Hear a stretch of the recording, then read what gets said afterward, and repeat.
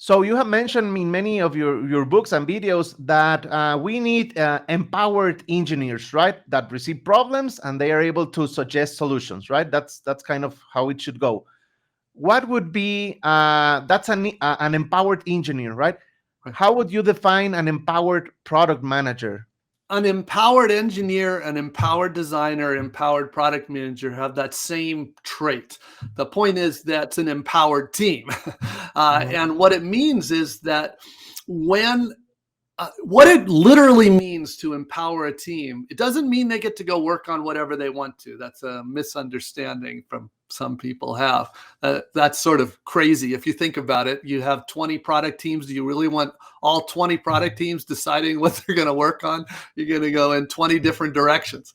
No, the way it works is they are given problems to solve from the leaders. That usually in a good company, that those problems to solve comes from the product strategy.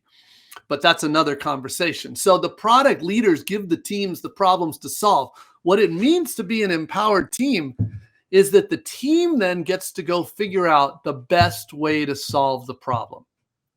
Now that means coming up with a solution that's valuable, customers will buy it, usable, feasible, and viable. That's what it means.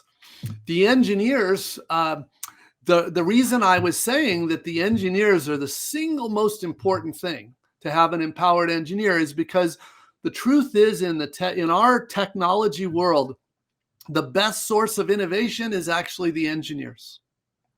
And that's because the engineers are working with the enabling technology every single day. Mm-hmm. So they are in the best position to see what's just now possible. So if a company does nothing else, we need to make sure that you have empowered engineers. So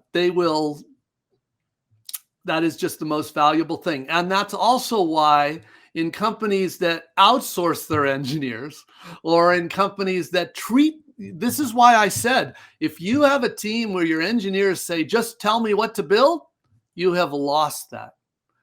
That is the opposite of an empowered engineer. And that's why most good engineers, they don't. In fact, in the best companies, if you try to tell an engineer what to build and that engineer does not think that will solve the problem, they say no. And they should say no. We coach them to say no. We coach them to say, if this is not a good solution, your job is to say that and fix that. So what is a good solution?